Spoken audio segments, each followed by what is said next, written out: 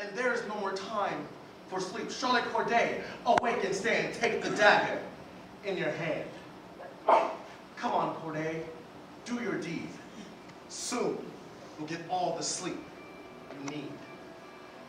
Now I know what it is like when the head is cut off from the body. Oh, this moment, hands tied behind the back, feet bound together, hair cut off, neck bared, knees on the boards, head already laid in the metal slot, looking down into the dripping basket.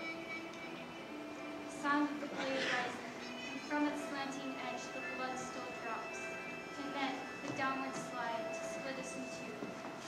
They say that the head held high, and the executioner's hand still lives, that the eyes still see, that the tongue still rides, and down below the arms and legs still shudder.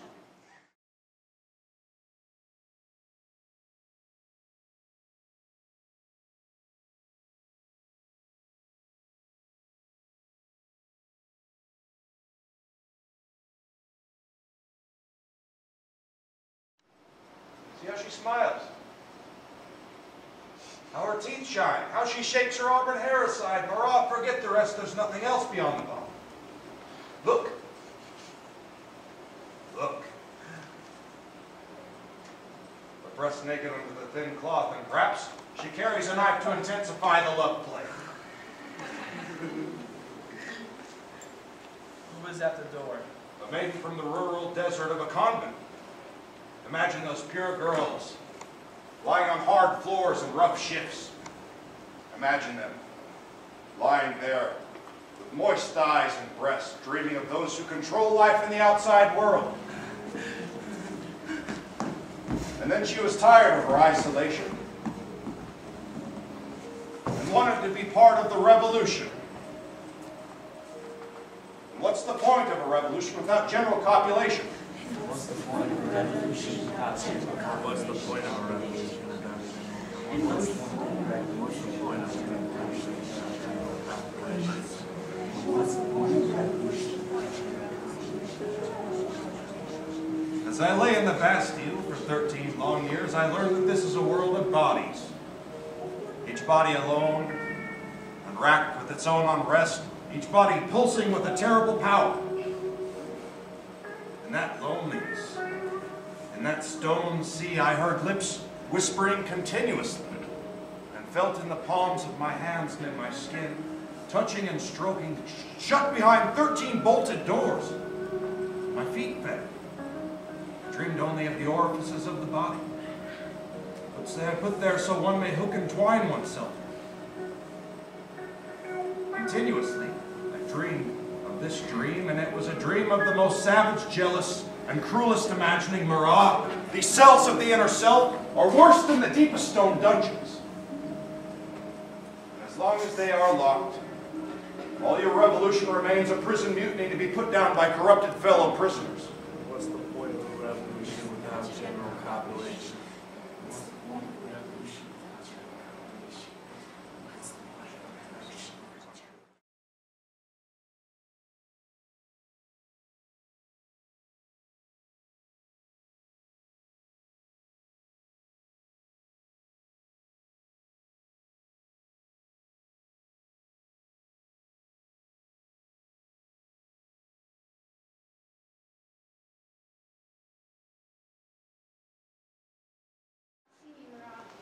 Because you are dead.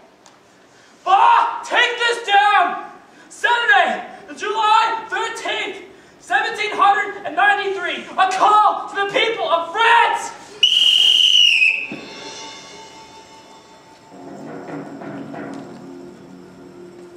Now it's time for Sade's dramatic plan.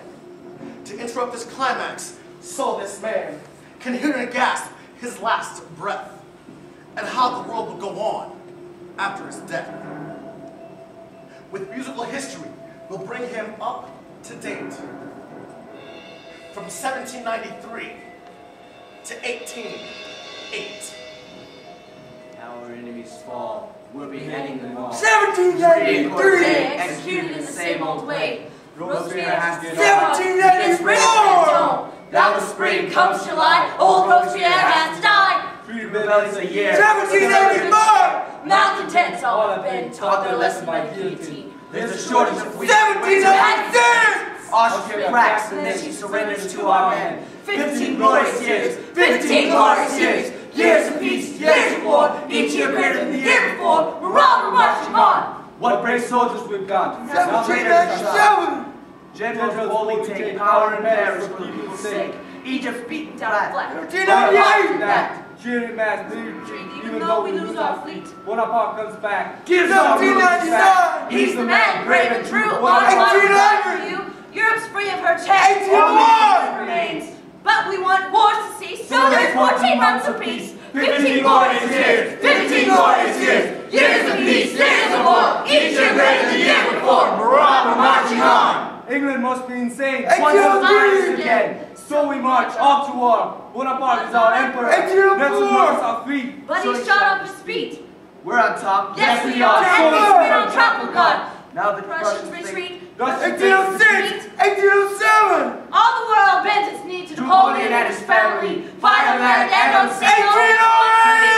If they don't, never mind. We'll abolish all mankind. 15 glorious years! 15 glorious years! Years of peace, years of war, each year greater than the year before. We're all marching on behind Napoleon!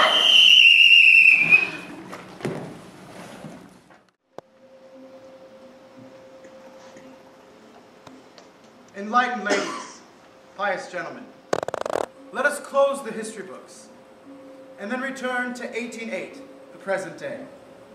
Though not unclouded, we may say that soon mankind will cease to fear the storms of war, the squalls of peace. For we live in far different times. We have no oppressors, no violent crimes, and though we're at war, anyone can see it will only end in victory. And if most have a little, you have a lot, you can see how much you actually got. We can say what we like without faith or fear, and what we can't say we can prove. When will you learn to see? When will you learn to take sides? When will you show them? Debate the political law. Over Over there, there is man to speak for us all. But he helps us in sickness and destitution. But he's the leader who ended the revolution. And everyone knows why we're cheering for Napoleon, our mighty emperor. Led by him our soldiers go, over deserts and through the snow. A victory here, a victory there, invincible goal.